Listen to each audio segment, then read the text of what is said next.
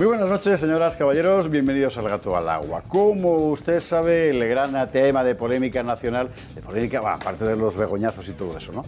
En España ha sido la cuestión de los MENAs, de los menores no acompañados, migrantes ilegales, menores no acompañados, y la reforma de la ley de extranjería para poder repartirlos por toda España. Bueno, el discurso político y el discurso mediático, valga la redundancia, han conseguido que desviemos el foco del problema central, es decir, que esto es un problema vinculado con la inmigración, para convertirlo en un problema vinculado con los sentimientos personales más o menos humanitarios y luego las peleas entre PP y Vox, que no sean importantes, pero esto es una cuestión secundaria. Lo fundamental es que el problema, porque es un problema de los MENAs, es una derivada del problema central de la inmigración y sobre todo de lo que me parece que alguien tiene que decir de una vez, de la voluntad deliberada por parte del poder en el occidente globalista de estimularla. Porque eso es lo que estamos viendo y todo lo demás son membrilladas. Aquí se tomó una decisión en un momento determinado que fue que había que abrir las puertas. ¿Cuándo? Pues mira, no lo sé. Año 90 y tantos, año 2000, cuando la Unión Europea suscribe la Agenda 2030, desde ese momento todos los órganos de la gobernanza global, desde Davos hasta el Fondo Monetario Internacional, todo lo que usted quiera, están estimulando la inmigración masiva de personal, fundamentalmente de África, hacia Occidente, hacia Europa. En Asia ocurre un fenómeno parecido, los flujos migratorios hacia Australia, por ejemplo, ¿verdad? Y la obligación implícita de que hay que acogerlos sí o sí. ¿Y por qué? ¿Por humanidad? Bueno, bien, si el problema no es la humanidad, el problema es por qué provoca su salida. Porque luego escuchas al presidente de Senegal, al presidente de Mali, a toda esta gente, y no quiere que se les vaya la mano de obra, como es natural. Porque ¿cómo haces desarrollarse a un país sin gente? Bueno, no es una cuestión de que se marchen huyendo, no digo que no haya casos, ¿verdad?, de la guerra, del hambre y tal. No. Eso se llama globalización de la mano de obra, que es donde estamos. Y por esa globalización de la mano de obra, que lo que hace fundamentalmente es precarizar la condición del trabajador europeo convencional, ¿verdad?, hemos visto cómo se abren masivamente las puertas desde hace mucho tiempo. Y la cuestión de los MENAs es una parte de este problema general. Cuando yo era pequeño, usted no había nacido probablemente, pero cuando yo era pequeño en el cole nos enseñaban que uno de los grandes baldones de la España de Franco es la cantidad de inmigrantes que tuvieron que salir de España, años 50 y tantos, años 60, ¿verdad?, y todo aquello, y que estuvo muy mal. Y eso que se marchaban la mayoría con el trabajo ya cogido. Bueno, por algún motivo, ahora que me he hecho mayor, eso ya no era un problema, sino que ahora es bueno. Y es bueno que la gente abandone sus casas, ¿verdad?, para venir a sitios donde no tiene, salvo contadas excepciones, nada sólido que encontrar. Mire, y luego está la cuestión objetiva de las sociedades en las que llegan. Aquí hay una cuestión elemental. Y ya sé que es muy políticamente incorrecta, pero es una evidencia. Una sociedad puede acoger gente radicalmente distinta hasta un cierto punto. A partir de ese cierto punto, esa sociedad no puede seguir acogiendo porque sencillamente deja de reconocerse en sus propias normas. Y eso es lo que está pasando en buena parte de Europa con la inmigración masiva, legal o ilegal. En el caso de España tenemos una tabla de salvación, que es una inmigración, la de origen hispanoamericano, que tiende a reconocerse en las mismas normas, y eso nos salva. Pero yo lo digo siempre, váyase usted a vivir a Bagnolet, en el entorno de París, o a Kremlin-Bicêtre. O sea, no puede ser. Entonces, ¿qué hacemos con los MENAs? Son menores, que se vayan a su casa. Entonces aparece siempre un chorrón de la vida para decirte, bueno, es que han abandonado, seguramente por medio de malos tratos, ¿verdad?, su existencia terrorífica en Senegal o en Mauritania. Vamos a ver. Cerca del 70% de los menores no acompañados que entran en España son marroquíes. Marruecos, hasta donde sabemos, no es un país que esté en guerra, no es un país que esté sufriendo atroces hambrunas, no es un país que tenga un régimen político particularmente represivo, aún más. Es un país al que España no para de darle dinero para todo, para armas, para infraestructuras industriales, para todo absolutamente. Tenemos que acoger nosotros a los niños que los marroquíes sueltan. ¿Por qué? Claro. ¿Por qué? Pero siempre aparece luego un político tipo Rufián para decirte, no, porque entonces aparece un futbolista. Pero hasta ahí nosotros no vamos a descender. No, claro que es un problema. Es un problema objetivo y lo lógico es frenarlo, porque lo lógico es desear que la gente pueda ser feliz en su casa. Y eso incluye tanto a los que llegan como a los que están. Y mientras no se plantee el problema en términos globales del problema de la inmigración, yo creo sinceramente que no se resolverá. Bueno, esto va de introducción, de aperitivo para lo que hoy vamos a contar, que además habrá muchísimas más cosas.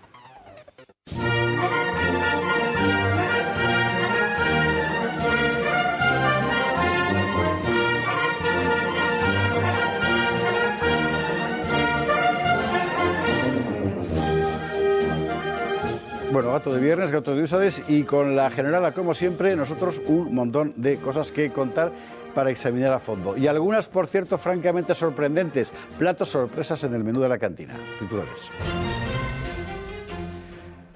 Por supuesto, el asunto de la crisis de los menas. Vamos a ver, hay que denunciar el sentimentalismo que se está utilizando para engañar al pueblo. Cuando aparece la consejera de Inclusión de Andalucía y te dice que ellos acompañan a los niños hasta los 25 años, oiga, con 25 años Napoleón tenía generales. Hombre, claro, por Dios, un poco de sensatez, ¿no? En fin, el discurso marujil este, de verdad. Bueno, lo veremos. Pasaremos por las elecciones francesas. Es muy interesante porque lo que han demostrado es que hay democracias que consisten en que gane el perdedor, que es una cosa muy llamativa. Atentos a lo último, que es noticia de ayer, y es que la derecha, o la centro derecha, ha ofrecido a Macron sus votos para nombrar primer ministro a un socialista con tal de que no gobierne Melenchón. Bueno, pues eso, la democracia. Vamos a hablar del asunto europeo, del Parlamento Europeo, porque ha habido gran polémica esta semana con el cambio de grupos parlamentarios, en particular en lo que se conoce como derecha soberanista. Vox, como usted sabe, se incorpora al grupo que lidera Orbán, que se llama Patriotas por Europa. Allí entra también Marine Le Pen, que antes estaba en un grupo diferente al de Vox. Giorgia Meloni se baja de aquí, un lío montado. ¿Y por qué? Bueno, lo veremos. Atentos, atentos. ¿Recuerda usted el maravilloso espectáculo Blas de Lezo de la Sinfonía del Uro? Pura cultura popular. Además, a motor gallego, o sea, a pulso, porque ayuda pública, ya ve usted. Bueno, que sacan un videojuego, o mejor dicho, un juego de guerra. Videojuego no, un juego de guerra sobre Blas de Lezo, para disfrutar este verano que viene. Y luego atentos a esto, porque usted seguro que le han contado alguna vez, seguramente muchas veces, lo que fue el desastre del 98, la pérdida de Cuba y Filipinas, qué tontos somos los españoles que lanzamos barcos de madera a luchar contra la poderosa armada acorazada norteamericana, y que luego uno empieza a mirar lo que pasó de verdad y dices que esto nunca ha sido así. Bueno, pues atentos, porque ha aparecido el documento definitivo. Lo han encontrado Manrique y Rovira, los tendremos hoy aquí esta noche con nosotros, y ese documento definitivo es ni más ni menos que la memoria del que entonces era ministro de Marina de España, Auñón, contando lo que fue. Y lo que fue alimenta las mejores teorías de la conspiración.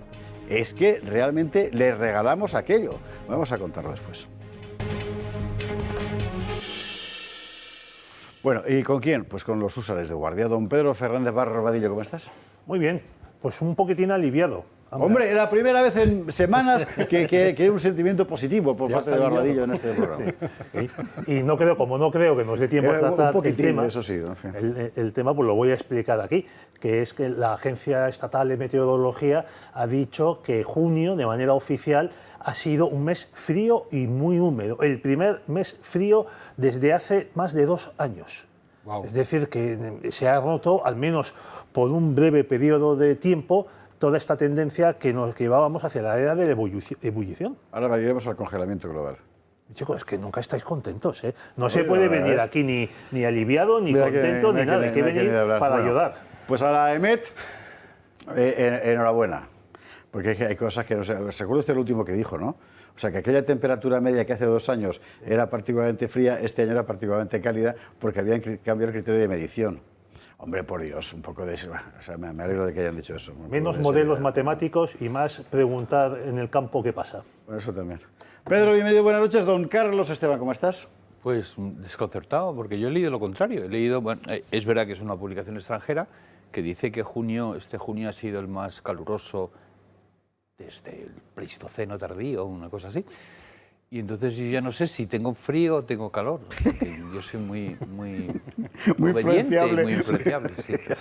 Tú no sabes qué ponerte, ¿verdad? Exacto. A no ser que te lo diga Por tu eso mujer. estoy con la chaqueta. Me lo iba a quitar, digo, y no, que viene la glaciación. Entonces me digo. No, que viene Barbadillo. Yo he tenido la chaqueta porque después del chorro del otro día con las chaquetas, menos mal que está Fuster, que siempre lleva chaqueta, porque es portavoz. José Antonio Fuster, muy buenas noches, ¿cómo estás? Muy buenas noches, encantado de estar aquí. Frío, calor, no, pasa con la chaquetica abrigada, apretada y tal. Es que vengo de Torrelodones, bueno, estuve ayer, un calor. Torrelodones, es verdad, hay un lío ahí importante. Ya, está bien. Está bien, lo estamos solucionando con diálogo. Diálogo es un señor con bigote. Que vive allí. Ya, oye, pero habéis oído, el otro día me estaba acordando cuando he dicho Pedro, no me acuerdo qué meteorólogo de estos muy famosos que presentaban El Tiempo y tal, hablando de, bueno, es que la nueva paleta de colores, porque realmente 4 grados más. Picasso, y alguien dijo, esos mapas que todo en rojo con 30 grados. Un rojo infernal. Pues alguien puso debajo y me encantó. El cambio cromático. El cambio cromático. Claro, era el cambio cromático. Claro. Solamente era eso. A mí me gustó. Claro. Está bien visto. Tengo un poco de frío, ¿eh? Bueno, en fin. Cambio cromático, el del mapa electoral francés. Porque cualquier persona inadvertida, o sea, la inmensa mayoría de la humanidad, ve el mapa de colorines de la primera vuelta de las legislativas y el mapa de la segunda vuelta y aquí ¿qué ha pasado? Porque parece que no tiene nada que ver. Bueno, lo que ha pasado en el sistema electoral francés, aquí lo explicamos. Aquí Santiago Mucio, por cierto, recuerde usted, nos dijo que en la segunda vuelta podía pasar esto, porque los sistemas hipermayoritarios es lo que tienen, que se pueden unir los perdedores contra el ganador, por así decirlo. Y en la segunda vuelta ser ganadores. Bien. Esto ha pasado siempre, ¿eh? Lo que no había pasado nunca es que esos perdedores que se coaligan fueran tan extremadamente diferentes. Cosa que también habíamos subrayado aquí, porque en esa coalición parlamentaria, o electoral, mejor dicho, de macronistas, melenchonistas, islamistas y tal, o sea, no pueden ser más distintos. Pero todos coinciden en una cosa. Bueno, los resultados reales, ¿cuáles son? Y es particularmente importante para entender cuál es el pulso de la sociedad francesa. Los resultados reales en términos de votos son los que nos explicaba esta semana Miguel Gutiérrez en este vídeo. El nuevo Frente Popular francés ha ganado las elecciones legislativas y el partido de Macron ha quedado en segunda posición. Reagrupación Nacional de Marine Le Pen ha sido tercera finalmente. Pero, ¿realmente es la extrema izquierda la fuerza más votada? Nada más lejos de la realidad. El sistema electoral francés no es para nada representativo y proporcional, y cada circunscripción aporta un diputado y solo el más votado se hace con el escaño. Es todo o nada, o sale elegido tu representante o todos esos votos son en vano. Esto da lugar a que la voluntad popular real no quede representada.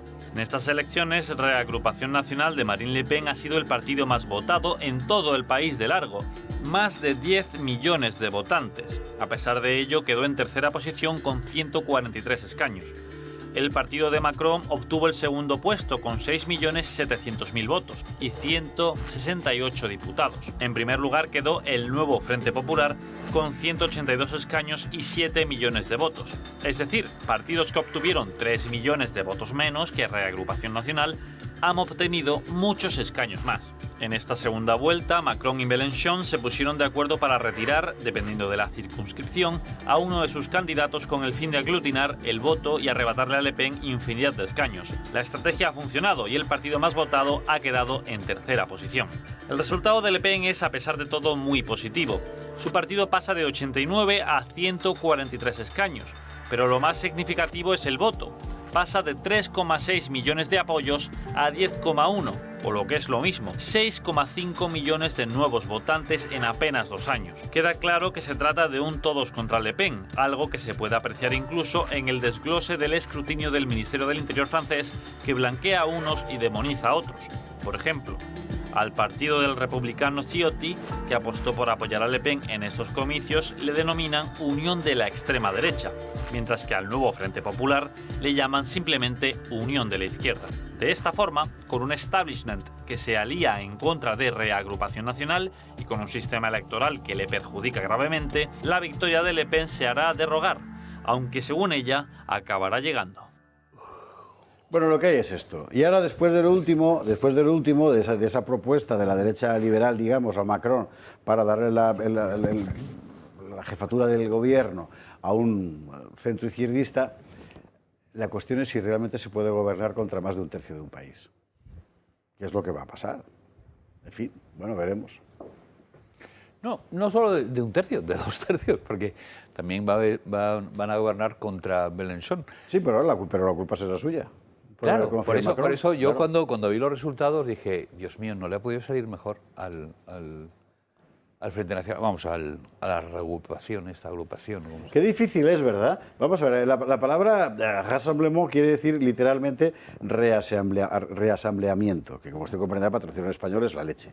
Sí, reagrupación, agrupación, el partido que se montó en torno a De Gaulle era Rassemblement pour la République, y se tradujo como reagrupamiento por la República. Pero el término asamblea en Francia tiene un significado muy particular, políticamente hablando, porque la Asamblea Nacional es el Parlamento. Ajá. Así que no es lo mismo que aquí, con lo cual, ¿cómo lo llamas? Lo suyo sería decir reunión nacional. Pero te parece que ha quedado para beber. Sí, claro. Bueno, también el antiguo Frente Nacional. Ya, también. Bueno, a mí me gusta, reunión nacional está muy bien. Sí, ¿no?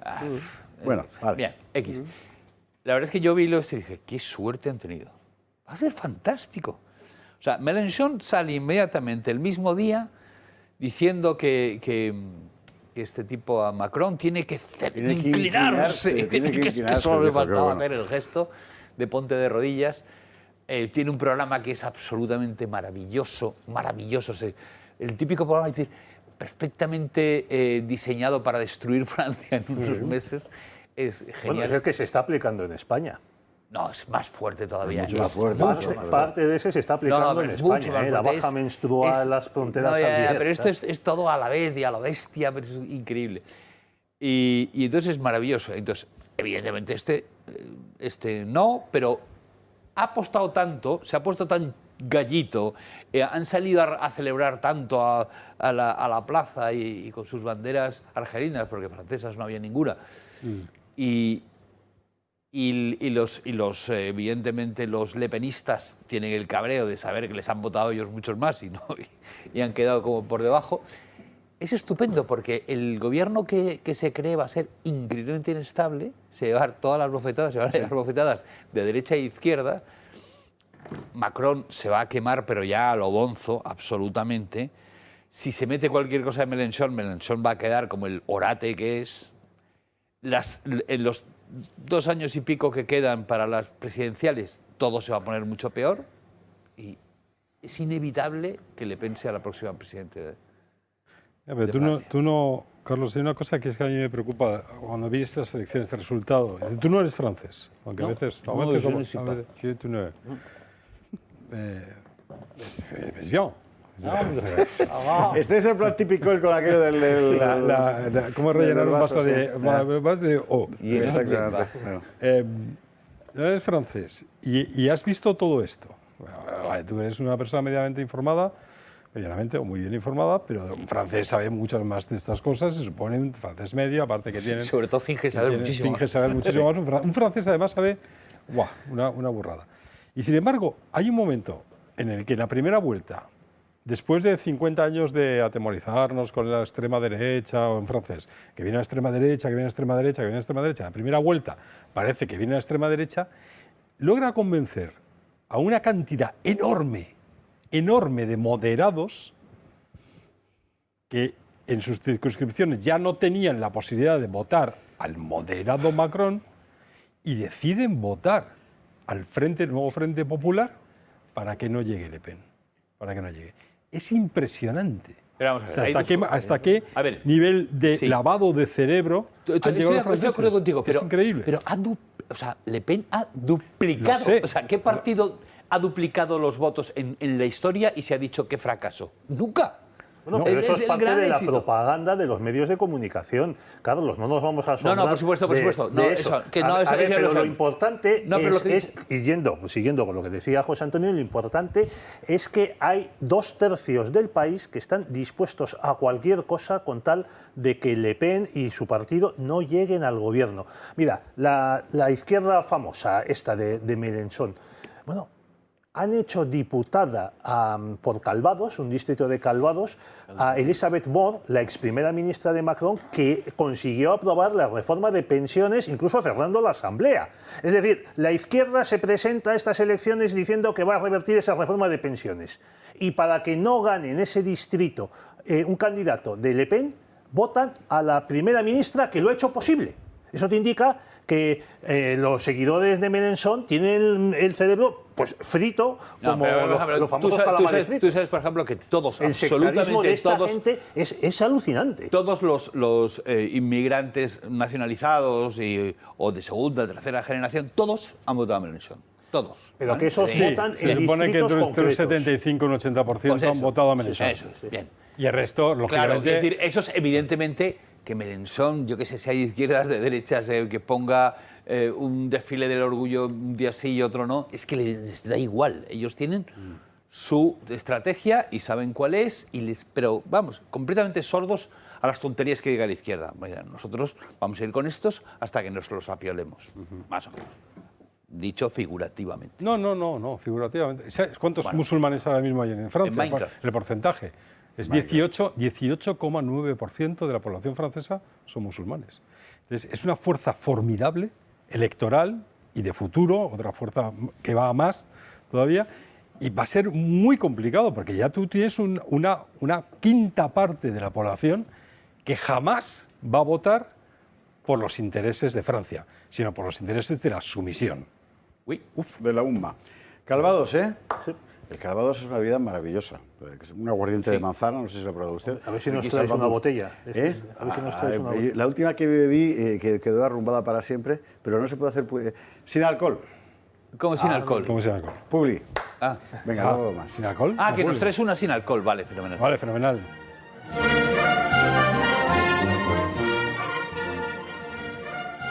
Gato de viernes, gato de usuarios a nuestras espaldas, los usuarios de nuestro compañero, maestro, amigo Augusto Ferrer Dalmau. Sobre la mesa, la familia crece sin pausa. Recuerde usted que todo empezó con este modesto, bueno, no diré modesto, usuario de la madrina Paz, que por eso se hizo madrina. Y a partir de ese momento llegó el corsario de José Félix, de nuevo Paz con el húsar Carlos Esteban, que es este señor de aquí. El de Carlos Esteban lo dice ella, No, esa vino después. El amigo José Félix mandó 2 soldados de los tercios, José Luis, perdón, los armó y todo eso el compadre Ángel. Entonces vino Ignacio Bracht y dijo, pues yo un dragón de cuera, lancero del rey, y dijo otra vez la madrina, pues yo un legionario con el carnero, que de ahí el equívoco de Fuster. Y luego en el Valle de los Caídos apareció José Antonio, nos trajo un guardia civil, tal cual, el fusil no era exactamente un fusil, en fin, más bien trabuco de la Guardia Civil tradicional se llama naranjero. Pero de esto hace mucho tiempo. Y luego la Asociación de Recreación Histórica Teruel Frontera, la compañía Almogávar, pues un Almogávar como Dios manda, y faltaban las tazas corporativas. Y ya con esto, ¿qué quiere usted que le diga? No hay programa en el mundo mejor guarnecido que el nuestro. Nunca hubo caballero de damas tan bien servido como Lanzarote cuando de Bretaña vino. O así, más o menos. Bueno, ¿con qué vamos? Este asunto es muy importante, sobre todo por la cantidad de equívocos, intencionados o no, que ha dado lugar esta semana. Se trata del cambio de grupo parlamentario de Vox, argumento que ha sido utilizado en el Parlamento Europeo, argumento que ha sido utilizado por talentos estratégicos tan finos como el de Cuca Gamarra, para decir, por ejemplo, que a partir de ahora Vox es irrelevante en Europa porque ha apostado por Putin. Bueno, aquí tuvimos una larga entrevista con Jorge Buxade esta semana para que nos explicara en qué ha consistido esto. Y aquí hay algo que hay que decir también, con el colmillo. O sea, aquí hay un evidente desencuentro Meloni-Orbán o bien Meloni-Marín, no lo sabemos. La cosa es que ahora parece que, aplicando aquella máxima de que el soberanismo bien entendido empieza por uno mismo, Giorgia Meloni ha dicho, vaya, pues yo voy, que Úrsula me ha prometido tal. Bueno, la cosa es que al final lo que se queda es un grupo patriotas por Europa bajo la égida de Orbán y que su presidente, si no me equivoco, va a ser Jordan Bardella, el cabeza de lista del Rassemblement Nacional de Marine Le Pen, y dónde estará Vox y muchísima gente más. Esta semana un colega le hacía una pregunta típica de nuestros colegas a Jorge Buxade y Jorge Buxade contestaba de esta manera. En realidad la pregunta no es para nosotros, la pregunta es para todos ustedes, los periodistas.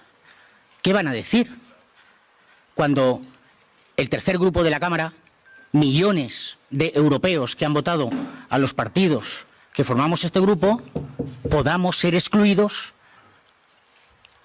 en la actividad democrática de este Parlamento. Ustedes tienen la responsabilidad de decirlo. Esa es la cuestión. ¿Y ustedes qué van a decir? ¿Les va a parecer bien que millones de europeos sean excluidos de la actividad parlamentaria? ¿Que su voz no se pueda oír? No es una pregunta para mí, es una pregunta que se tienen que hacer ustedes mismos. Porque este es el problema y lo que motiva, entre otras cosas, la conformación de este gran grupo. Recuperar la democracia para Europa. Recuperar la libertad política para los europeos, recuperar el pluralismo político, recuperar que la voz de los españoles que votaron a Vox valga exactamente lo mismo que la de los españoles que votaron al Partido Socialista. A propósito, un Partido Socialista con Sánchez que está caminando hacia la tiranía en España y ustedes callan. Callan porque forma parte de esa gran mayoría. Chorreo importante. Pero está muy bien sacarlo ahora, porque en realidad aquí Buxadea, que sabe usted que es muy de este programa, ha puesto el dedo en una llaga muy notable. Y es, sin ponerse agresivos, el hecho de que el discurso oficial impuesto de forma muy mayoritaria en los medios de comunicación, tanto de derechas como de izquierdas, en toda Europa y en España ni te cuento, es que en realidad Europa solo es concebible como progresiva disolución de soberanías nacionales bajo el mando de una burocracia que no da cuentas a nadie y que eso es chachi. Claro, lo que representa el grupo de Orbán precisamente es lo que aquí manteníamos antes de las elecciones europeas. ¿Es posible pensar otra Europa en la que las naciones europeas sigamos siendo naciones europeas? Bueno, esta es la cuestión. ¿Tantos cordón sanitario contra estos? Oh, pues oiga, si es que Europa al final... Pero bueno, como aquí hay un portavoz particularmente cualificado de Vox, un portavox, querido Fuster. Sabía yo que me iba a tocar a mí. Claro, joder, a ver, no haberte puesto delante. ¿A qué quieres que te responda? ¿Qué quieres que te responda? Puedo con todo. Yo lo que quiero que me cuentes es exactamente cuál ha sido el proceso. Es decir, aquí había desde antes de las europeas una perspectiva muy esperanzadora para muchos, que era la posibilidad de unir la potencia de Fratelli d'Italia con la potencia del Rassemblement National de Le Pen y además, por una parte, el trabajo muy intenso de Vox y de Abascal, que lo ha sido y que aunque aquí no se cuente en España, pero realmente lo ha sido, con el liderazgo evidente de Víctor Orbán yendo a su bola respecto al ursulocentrismo de la UE. Y de repente da la impresión de que se iba a hacer puñetas. Pero en realidad solo en parte, porque es verdad que este Patriotas por Europa sigue siendo el tercer grupo de la Cámara. Es el tercer grupo de la Eurocámara, claro. Esa es la durante... No, Vox ha trabajado entre los últimos, iba a decir 5 años, pero sobre todo los últimos 3 años con muchísima más intensidad en la atracción y en tratar de unir con relaciones muy buenas bilaterales con otros partidos políticos de la Eurocámara para tratar de unir a todos bajo el manto del ECR. Y esa es su forma de trabajo. Pero claro, no se descuidaba a cualquiera que no estuviera en el ECR. Por ejemplo, Orbán, pues es que hay algún despistado que no lo sabe, pero es que el partido Fidesz estaba en el Partido Popular Europeo. ¿Y le echaron? No, se fue justo un minuto antes de que le echaran. Bueno, ya, bien, Vale, pero quiero decir, estaba en el Partido Popular Europeo. Después no quiso unirse al grupo de conservadores y reformistas, pero Vox lo que hizo fue avanzar en una relación bilateral entre Vox y Fidesz, de tal manera que hubiera una amistad, un encuentro, a pesar de que Vox estuviera en el ECR, es decir, era un partido no alineado, pero trabajamos muchísimo en esa relación bilateral. Igual que trabajamos con otros muchos partidos políticos. Y también al mismo tiempo, mientras estábamos en el ECR, manteníamos muy buenas relaciones con varios partidos que estaban dentro de IDE, de Identidad y Democracia, en el que estaba el partido de Le Pen. Y todo eso se ejemplificó en el famoso Viva 24. Sí. Cuando vienen todos, del ECR, del IDE, de partidos no alineados que estaban fuera y, por supuesto, de Estados Unidos, que fue también de Israel, pero bueno, de Estados Unidos, que fue un hermoso momento que la Heritage viniera. A partir de ahí se abre un camino nuevo con unos resultados electorales que dan una fuerza mayor de la que tenían los partidos patrióticos o partidos soberanistas, y se dice, a tiempos nuevos, herramientas nuevas. Claro. Entonces, si lo que tú me quieres preguntar, y yo no esquivo la pregunta, es por qué no estamos con Meloni y por qué no hemos conseguido... En realidad es al revés, es decir, ¿por qué Meloni no está con vosotros? Un vosotros muy amplio, que es Vox, es Orbán, es el Ejército Supremo Nacional, son todos los que hay ahí, porque si no, menos los polacos, si no me equivoco, la mayor parte de los que estaban antes en el CR, ahora están aquí. Claro. Entonces, nosotros, con Meloni sigue siendo nuestra Meloni. Es decir, la relación bilateral, lo mismo que teníamos con Orbán antes, una relación bilateral magnífica, ahora tenemos una relación bilateral, solamente bilateral magnífica, con Fratelli d'Italia. Pero tenéis que daros cuenta, y vosotros lo sabéis perfectamente, que es la relación de fuerzas. Meloni en el ECR es la cabeza, porque es el grupo mayoritario. Meloni, es de un grandísimo. Y ahora mismo, ¿quién fue el vencedor de las elecciones europeas en Francia y consiguió 30 europarlamentarios? Le Pen, Rassemblement National. Entonces, claro, ahí ya es una lucha también entre dos países y dos partidos muy fuertes. No es un pequeño país como es Hungría, que es un pequeño país en Centro Europa y tal, sino que ahí está el problema de Italia versus Francia, tal. ¿Quién manda? ¿Quién es el cabeza de ese grupo? Todas esas son cosas complicadas de gestionar en un grupo. En el Partido Popular Europeo y en el Partido Socialista lo tienen muy claro, o sea, lo tienen solucionado desde hace muchísimo tiempo. Estructura, jerarquía, ordeno y mando, yo voy a votar lo que me dé la gana. Y manda Alemania siempre. Y manda Alemania siempre, Alemania manda y España obedece. Eso es. Eso ha sido siempre así, no ha habido ningún problema. El PP sabíamos que hacía lo que hacía la CDU. Pero claro, Fratelli no tiene los mismos intereses que Agrupación Nacional, Fratelli tampoco tiene los mismos intereses que Vox. Y Fratelli no tiene tal. Es un grupo en el que hay que dialogar mucho más, hay que negociar mucho más, hay un convencimiento mayor de la necesidad de que... Porque hoy estamos en la Europa de las Naciones y nosotros somos unos convencidos de la Europa de las Naciones, lo que hay que hacer es dialogar muchísimo más. Pero claro, hay también pequeñas cuestiones de balance de poder que son importantes atender. Nosotros pensamos, es decir, oye, seguimos en el ECR o montamos de verdad o ayudamos a impulsar un gran grupo, un grupo grande, fuerte, homogéneo, que lo tenga las cosas muy claras y que no dependa, en muchos casos, del tema de los fondos, de la negociación de los fondos cada 3 meses, que eso debilita. Y luego, pues hombre, lo normal también en una cosa, pues nosotros estamos en una relación absolutamente contraria de oposición, incluso de enfrentamiento con von der Leyen. Sí. Y pues bueno, no todo el mundo está en esa oposición absoluta. No. Nosotros necesitamos que nuestro grupo esté clarísimo que estamos en una oposición absoluta. Y ahora la pregunta sería, ¿y si Vox llegara a gobernar, como le ha ocurrido a Meloni, tendría que cambiar necesariamente de oposición a Ursula von der Leyen? Porque si piensa usted que todo esto es por simpatías ideológicas en general, dentro del... ¿Usted cree realmente que Pedro y Úrsula se tienen cariño? Bueno. No, hombre, no. No, lo que pasa es que Pedro le da a Úrsula todos los votos que ella quiere y Úrsula le permite a Pedro hacer lo que le da la gana con el dinero. Simplifico, pero no cree usted que tanto. Ya, pero lo que pasa es que von der Leyen, por ejemplo, recibe a la ministra venezolana con alfombra roja porque se lo piden los socialistas. Ya. Claro, nosotros jamás pediríamos eso. Eso es evidente. Entonces dices tú, deberíamos, para que tampoco se vea que esquivamos la pregunta, nosotros actuaríamos de una manera parecida a la que puede actuar alguien, es decir, institucionalizándonos y entonces aceptando ciertas... Para eso estamos en este grupo. Precisamente para eso estamos en este grupo, para prepararnos para el futuro. Carlos Esteban, claro. Pedro Fernández Barbadillo, podéis agredir a Fuster verbalmente. A ver, agredidme. Sí, con pluma de ganso.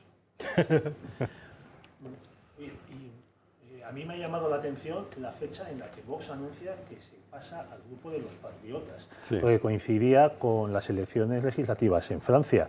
¿Eso estaba buscado o ha sido una casualidad? No, cuando se forma el grupo de patriotas europeos, inmediatamente, y tú llegas a la composición del Parlamento Europeo, tampoco tienes todo el tiempo del mundo para tal. No, cuando se forma, no puedes llegar el último.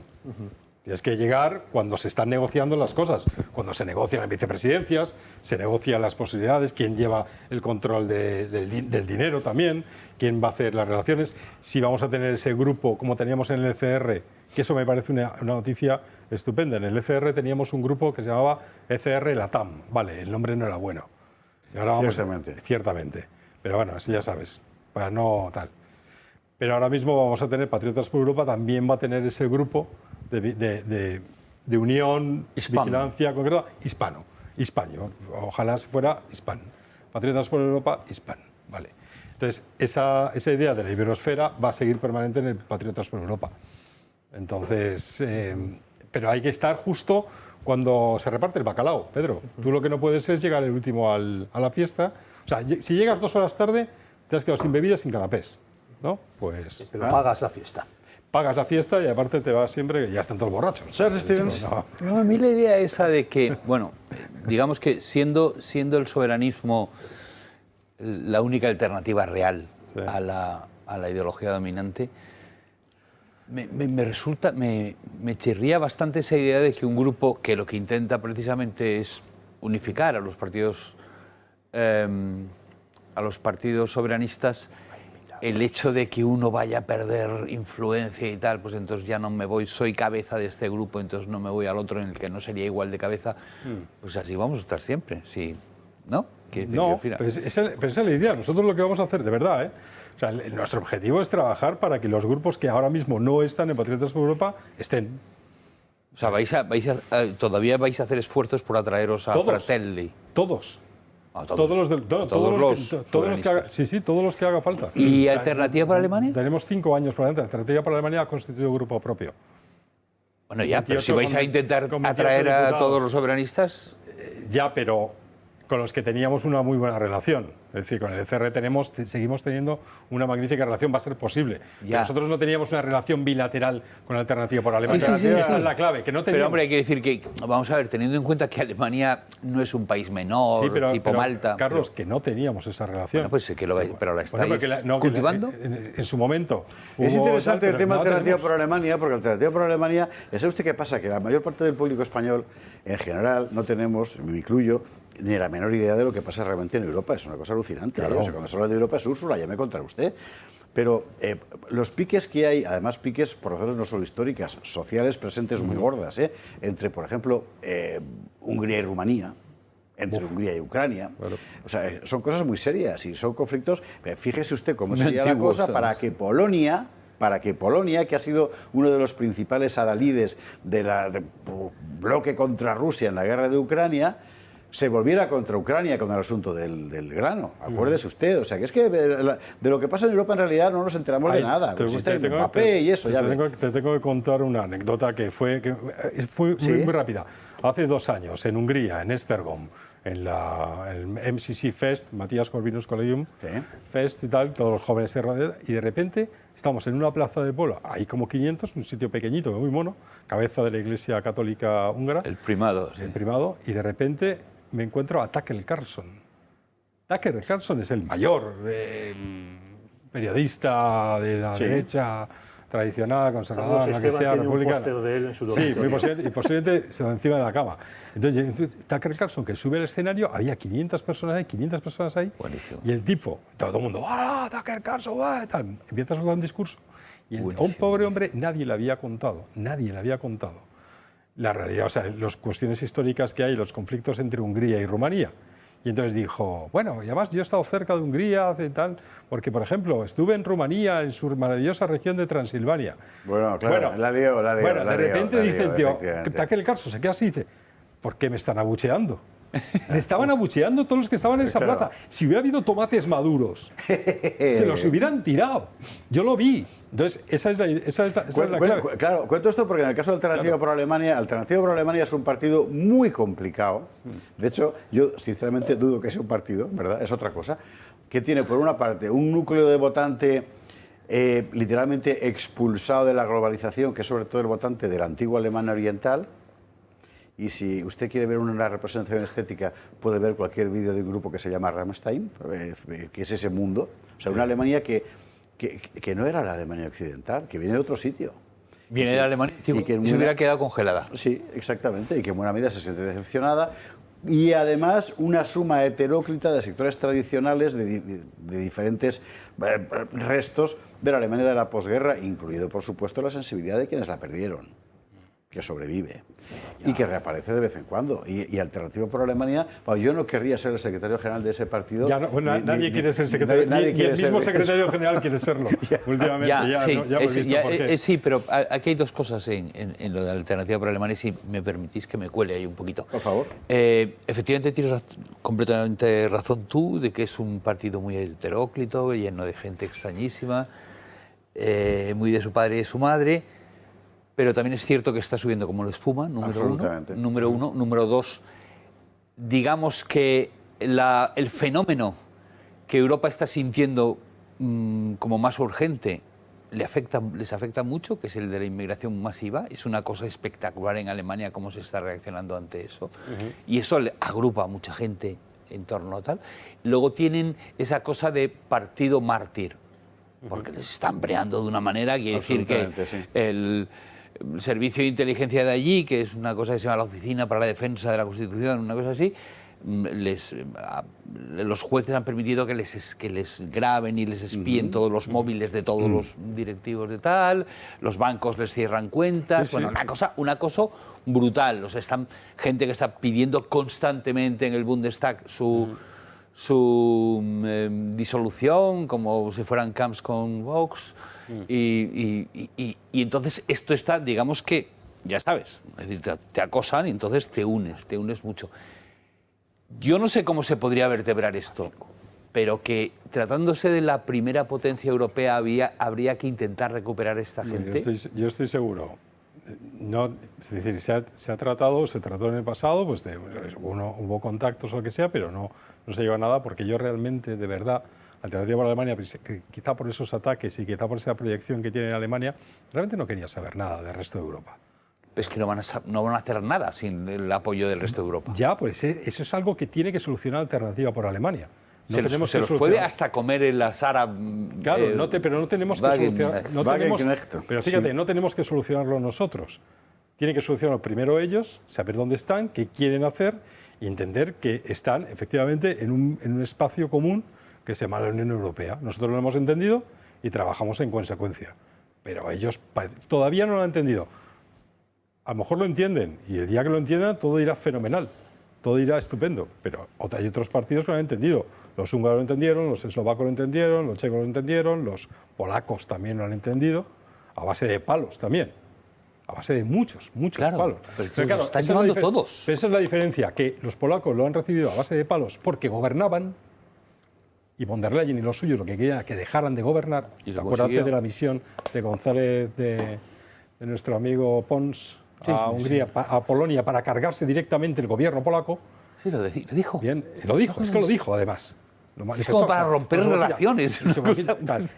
Hungría, que gobierna Fidesz, lo han visto clarísimamente, han visto cómo actúan los bruselenses cuando tú no les sigues el juego, y Alternativa por Alemania todavía no ha llegado a entender que necesita de los otros países y otros partidos. Alternativa por Alemania, usted ha leído cosas terroríficas. En este momento, Alternativa por Alemania tiene una lideresa que se llama Alice Weidel y que es una economista ultraliberal. Claro, es decir, o sea... Yo entiendo que estas cosas pueden empezar a resultar liosas, pero le recomiendo que si usted quiere acercarse a lo que más o menos pasa de verdad en la derecha soberanista europea, no lea la prensa. Bueno, la Gaceta. No, ya está. ¿Tú sabes lo que ha pasado, por ejemplo, en el... creo que no sé la publicidad, sí o sí. El Stolzmonat. ¿Vale? Seguro que todos ustedes han enterado de lo que está pero vamos a ver, está ya sabes, el mes del orgullo gay, ¿vale? Entonces han creado una cosa así, una típica campaña como en redes sociales, que es lo mismo, mes del orgullo con la bandera alemana. Ya está. ¿Vale? Y simplemente la gente ponen una cosa, a veces sin palabras, sin decir nada, simplemente la bandera alemana, la nacional y Stolzmann, y han salido la televisión oficial alemana advirtiendo a la gente de este peligroso tal, porque claro, el nacionalismo es muy peligroso y está en contra de los gays. Claro, efectivamente. O sea, es que es una cosa de religión oficial la persecución que están sufriendo. Bueno, señores, hay que irse a la publicidad sí o sí. Y a la vuelta, mire, Blas de Lezo, ¿se acuerda usted? Claro, o sea, el famoso medio hombre de Cartagena de Indias, que tenemos un juego de guerra, o sea, un wargaming que dicen los modernos. ¿De quién lo ha hecho? La Sinfonía del Uro, naturalmente. Estará con nosotros. Publi y lo vemos a la vuelta.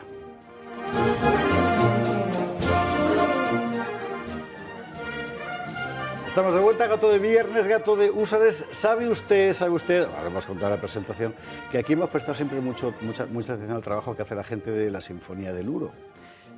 Fueron pioneros en hacer un espectáculo rock extraordinario sobre la figura de Blas de Lezo.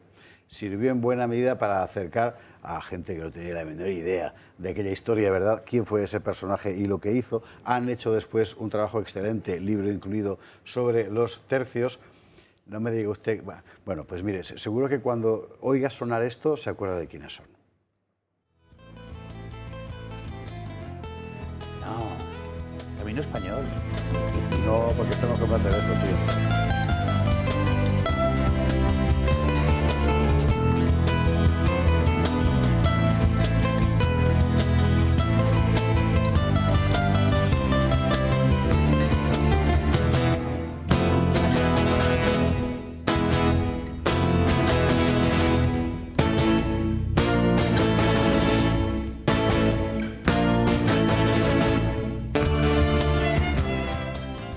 Bueno, aquí sí, allá ya. Bueno, pues atentos que sacan juego de guerra sobre Cartagena de Indias y la hazaña de Blas de Lezo. Cartagena, 1741. Juan Castro, Sergio Lara, muy buenas noches.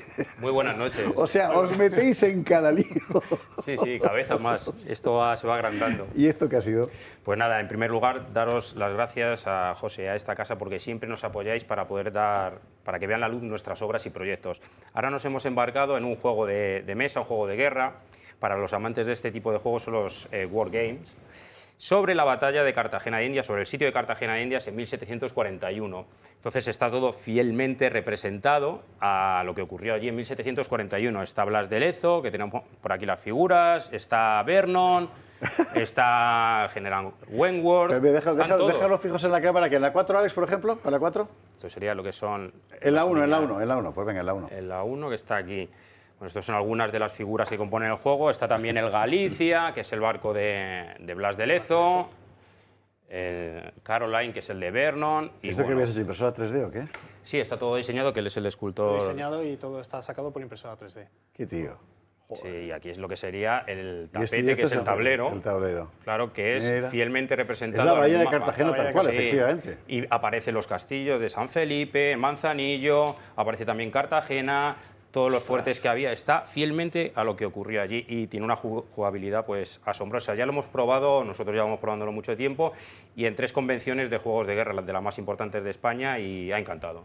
O sea que estamos súper contentos. Ha gustado bastante, así. La verdad es que ha triunfado bastante, ha habido mucho trabajo detrás. Lo hemos intentado simplificar lo máximo posible para que todo entre dentro del juego y que quede lo más históricamente fiel posible. ¿Quiere usted ver la promo? Porque eso no es ese vídeo que tenemos sobre el juego. Vamos a verlo. Calavera mola. La verdad es que con la calavera puesta ahí gana mucho. No es indispensable la calavera para jugar. O sea, ¿verdad?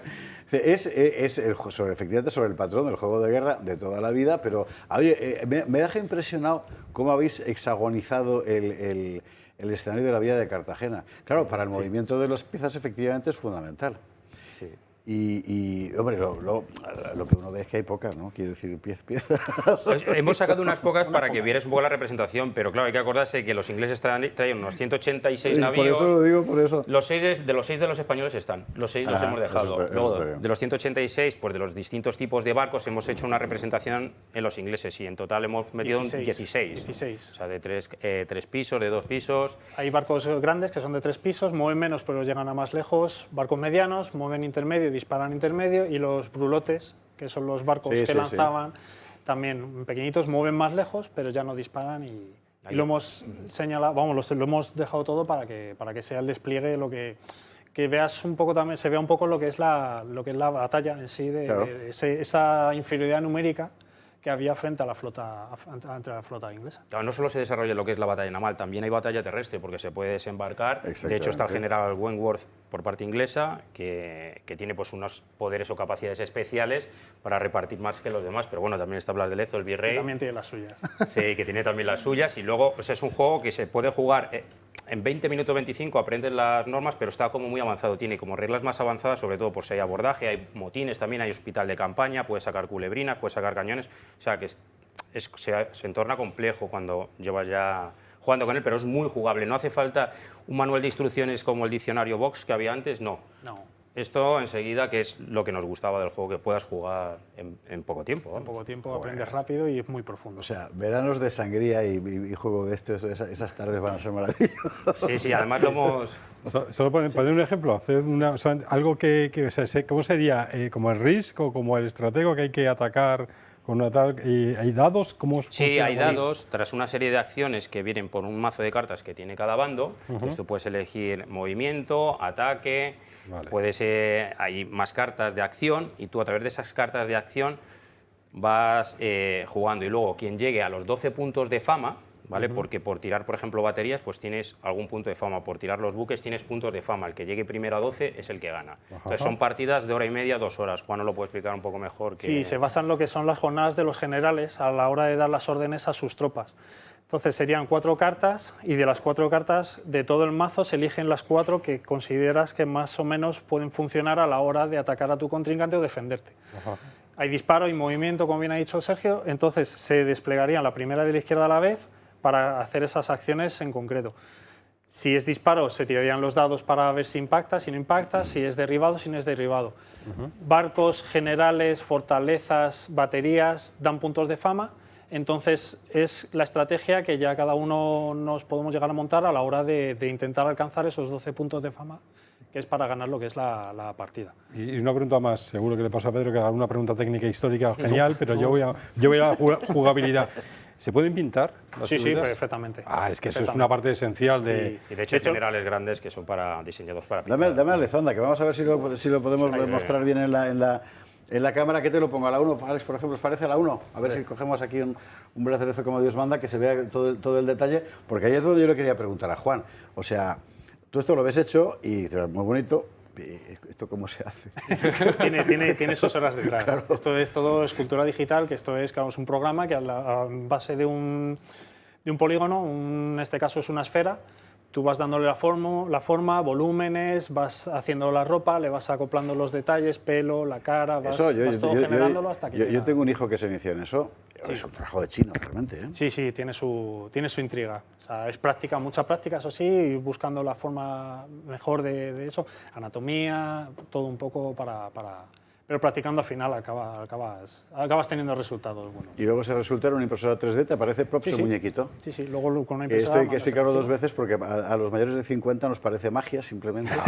Sí, suena... Bueno, yo sé lo que es una impresora 3D. Vale. Hombre, por Dios. Magia, no me digas. Se comprime todo en una especie de archivo y ese archivo lo que hace es que los datos lo ponen como una especie de tanque de resina y ese tanque de resina, donde ven los parámetros donde tiene que dejar la resina para que se solidifique, te va creando el muñeco hasta que sale perfecto. Fíjate. Es un mundo, la verdad. Es un mundo, completamente. ¿De dónde has sacado los modelos? Es decir, una cara de Lezo, una cara de... Todo basado en cuadros antiguos, en lo que son estatuas oficiales que están repartidas por el mundo, todo cuadros, todo lo que sea lo más fidedigno históricamente posible, ha sido lo que es la inspiración para sacar todo. Hombre, de Blas de Lezo habrá mucho, pero de Vernon me pega... Vernon hay cuadros también, sí. Hay que buscar un poquito más, pero sí. Aquí es igual de feo que como era de verdad. O sea, Ay, es que... No sé si vamos a poder mostrar en la cámara desde tan lejos el detalle incluso de los 4 puentes, por ejemplo, de los barcos. La verdad es que es impresionante el trabajo de detalle, ¿eh? Es decir, lo bien hecho que está. Ya, pero yo le veo una pena, le guste el modelismo, lo va a pasar. No le pongas pega. Yo le veo una pega y es que pueda ganar Vernon. Pues mira, Eso es lo que yo me he quejado. es que ahí está, porque Te nos puede ganar Vernon, lo claro. vamos a sacar Ya. de manera internacional. Estamos haciendo ya un poco la promoción que estamos Fíjate haciendo a cómo se nivel pueden poner europeo. los ingleses. A los ingleses habíamos Exactamente. pensado a lo mejor poner el eslogan, lo que no hicisteis en vida, a lo mejor lo podéis hacer en el juego, ¿sabes? Podíais ganar. A lo mejor así... Sí, a lo mejor eso les gusta. Vamos, yo creo que se les toca más Pues maravilloso. no te lo del vas a mundo. creer. Una de las mejores respuestas está siendo de foros ingleses. ¿Así? Sí, Mira qué bueno. sí. Y me atrevería a decir en España, buena respuesta por ahora, pero muy buena desde Inglaterra. ¿eh? Ah, Hombre, qué bien. yo si tuviera un juego para ganar lo de la Armada, sí que, de la Gran Armada, sí que... Ah, pues A lo mejor tienen la espinita clavada entonces y no quieren nada, a lo mejor así no pueden ganar. ¿Tú te acuerdas de estos gemelos? Sí, sí que me acuerdo. Pues ahí estamos. Es que la verdad que ha sido pura casualidad, pero hicieron los gemelos maravillosos. Usted sabe que en Cartagena de Indias los ingleses, a Vernon mandó acuñar monedas en las que aparecía él humillando a Blas de Lezo. Hubo que retirarlas todas. Entonces a alguien se le ocurrió hacer gemelos con escena inversa, es decir, Vernon humillado ante Blas de Lezo. Y son los gemelos que... Sí, sí, qué bueno. Todas no, Efectivamente. todas no. Podemos- José yo sí Javier. vamos a poder llegar a ver el detalle, pero bueno, lo pongo aquí. ¿No os habéis basado en la película española sobre el Blas de... Ah, que no hay. Bueno, nosotros no podemos hacer más. No, Hemos hecho ya. una banda sonora, hemos hecho un juego. ya. Ya nos falta la película. Falta pero- la película. Hacedla, la película, hacedla, efectivamente. De hecho, hacedla. vamos a incluir la banda sonora en el juego. Como Sí. add-on se llama, que es como regalo, lo vamos a incluir la banda sonora porque estas cosas... Es muy atractivo jugar con una banda sonora detrás. Todavía te metes más en el papel. Y como hicimos la banda sonora de Blas de Lezo Invictus, la vamos a incluir en el juego. Porque todo esto que hemos hecho, sí que es verdad que como la Sinfonía del Uro se nos relaciona con el tema musical y de literatura. Entonces hemos tenido que crear una editorial que se llama Universo Hispano, que sigue estando la Sinfonía del Euro detrás, pero hemos creado Universo Hispano para poder sacar todavía más tipos de cosas distintas a la música, en este caso, como son los juegos de guerra, que esperemos que vamos a hacer más. Si todo sale bien, que por ahora va bastante bien, La idea es seguir sacando cosas. tenemos ideas para poder... Flandes, cosas así. Sí. Claro. Tenemos ahí Tenemos, Castelnuovo, Castelnuovo está por ahí Castelnuovo rondando. es Sí, una gran Castelnuovo. cosa. Castelnuovo. Y además ahí podemos ganar nosotros. Ahí sí. Ahí, claro, efectivamente. Bicoca. Bicoca, mucha vez Bicoca es una risa de batalla. Claro. Castelnuovo, si usted no cae, es aquella en la que los tercios, en realidad uno, ¿cómo era la proporción? Bueno, era una exageración. 3.000 o 50.000. Sí, Contra sí, los 3.000, turcos, 50.000. contra los turcos lo asombroso es que la mitad de la fuerza turca murió. Aquella gente fue capaz de sostenerse hasta el final. Los pocos que quedaron vivos es porque estaban heridos o... Estaba Barbarroja de parte Y de... el malo era Barbarroja, efectivamente. Lo peor de todo es que la gente conoce a Barbarroja y no conoce a los otros. Y ahora un pasito más allá. ¿Y el paso al videojuego? Que yo sé que son palabras mayores por la inversión que Son exige palabras, sí. fundamentalmente, porque si efectivamente solo el trabajo del modelaje digital de una figura lleva muchísimo tiempo, el trabajo del modelaje digital de figuras Para los digitales para digital exige además un equipo muy amplio y mucha gente, porque son muchas horas, claro. Además es completamente distinto, porque aquí en un videojuego lo que es el polígono, lo que es la malla de polígonos de lo que es la figura, tiene que ser en un videojuego muchísimo inferior a la que puede ser a lo mejor una escultura. Una escultura te permite jugar más con esas miles, millones quizá de polígonos, aunque luego haya que reducirlo también, pero en un videojuego es muy más meticuloso todo. Oye, ¿dónde nos hacemos con este juego? Bueno, pues esto ahora mismo estamos en plena pre-campaña. Al igual que hemos hecho con nuestros dos trabajos anteriores, lo vamos a volver a sacar por una campaña de mecenazgo o crowdfunding. Por eso es tan importante el apoyo de todo el mundo, que se mueva por todos los sitios para que la gente se pueda inscribir ahora que estamos en la pre-campaña, porque esto va a ser una serie limitada de juegos. O sea, la gente que se apunte ahora es la que lo va a conseguir. Porque son presupuestos tan gordos hacer esto. Esto no es como un libro ya, claro, lo que es hacer las copias. Esto es muy grande. Entonces, tenemos que hacer la fase de pre-campaña y necesitamos ahora que mucha gente se suscriba para que en septiembre salga la campaña final y ahí es donde veremos si lo conseguimos o no. Nosotros estamos convencidos de que lo vamos a hacer, pero necesitamos ahora muchísimo apoyo, sobre todo de que la gente se vaya suscribiendo a la plataforma donde está, que es gamefound.com, pero bueno, se puede meter en nuestra página, que es universohispano.es, y ahí directamente hemos puesto un enlace ya para poder acceder a esa pre-campaña. Vamos a sacar dos versiones, una en español y otra en inglés, o sea que es bastante ambicioso, sobre todo porque nosotros queremos que se conozca la historia de España a todos los niveles y sacarla fuera también. Aunque hace más falta aquí, pero bueno. Universohispano.es. Esto se lo vamos a mandar a Patricio Lons, a todos los amigos que están haciendo hispanidad al otro lado del Atlántico y que la Raferaita y que empiezan a contarlo. Porque Sí, pues eso esto en creo que Colo- es esto en una Colombia gran tiene que ser un historia. éxito. Y en Colombia eso tiene que ver, imagínate. ¿eh? Vamos, tiene que ser. En Colombia debería, claro. Debería, De- no, pues hay que debería. mandárselo de inmediato. Universohispano.com. Punto.es, universo. Perdón, lógicamente, Universo Hispano. Sí, sí, punto es. Hemos venido con el logo. nuestro Sí, sí, universo. de eso ya hablaremos luego, Figurativos, porque yo quiero un polo de esos. Pues hecho. Mira, mira, Alex, mira que las cartas como son, a ver si se puede coger. Vamos a tapar las de Lezo más que nada para que consigamos que se sujete. ¡Joder, qué trabajo! Sí, o sea, cada carta además lleva un diseño, disparar, curar, desembarcar, como hay hospitales de campaña. Sí, sí, todo tiene a mí la del motín me gusta mucho utilizar esa carta. motín. Es bastante divertida.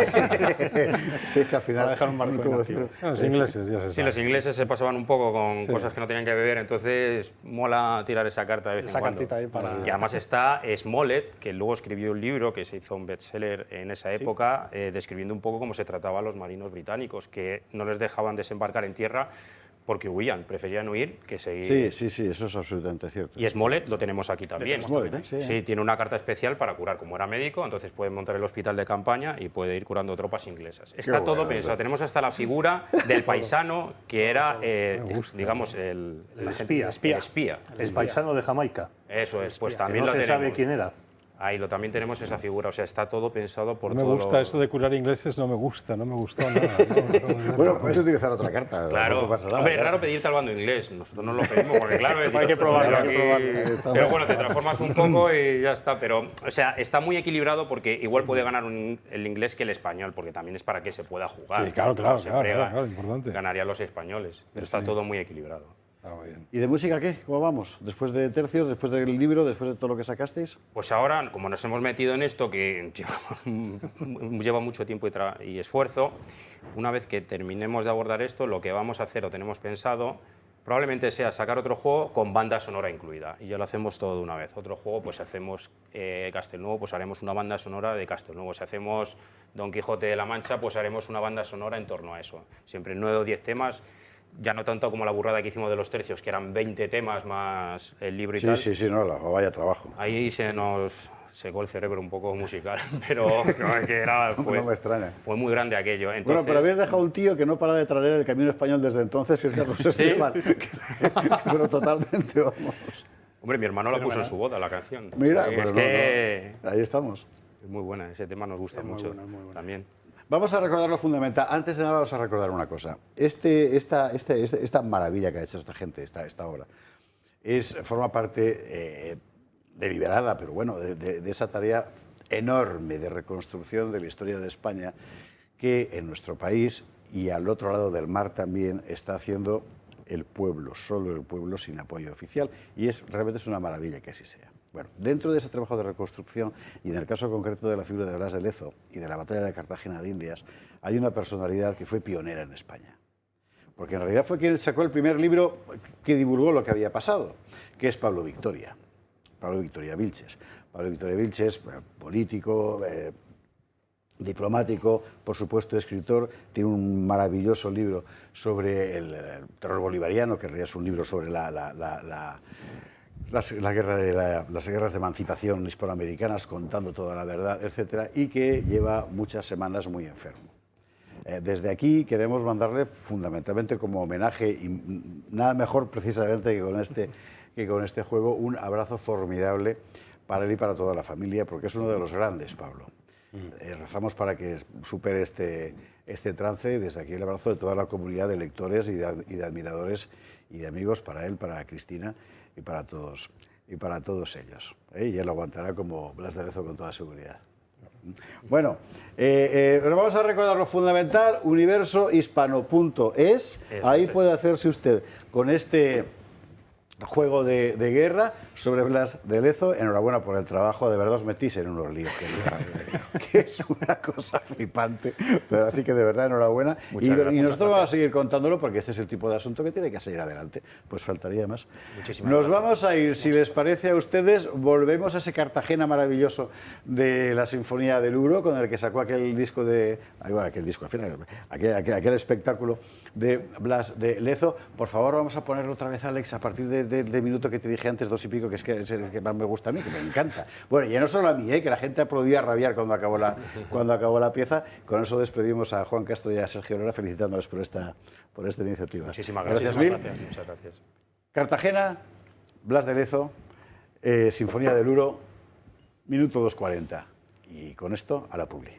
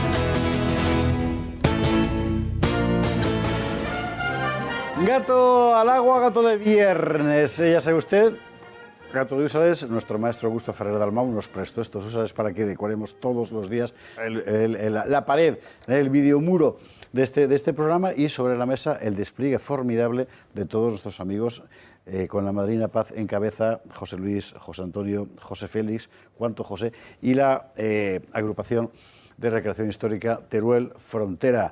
Y esto, o sea, las tazas customizadas, que esto no lo hay en ninguna parte del mundo. Es una maravilla. Bueno, decía yo que íbamos a hablar de la Reconquista. ¿Por qué? Verá usted. Los que hemos trabajado ese tema, ¿verdad? Siempre nos hemos encontrado con un obstáculo importante. Y es que en España, en la bibliografía historiográfica española, hay, por supuesto, volúmenes fantásticos, estudios parciales muy completos, pero posiciones divulgativas, por así decirlo, prácticamente ninguna. Y ha tardado muchísimo tiempo en haberlas.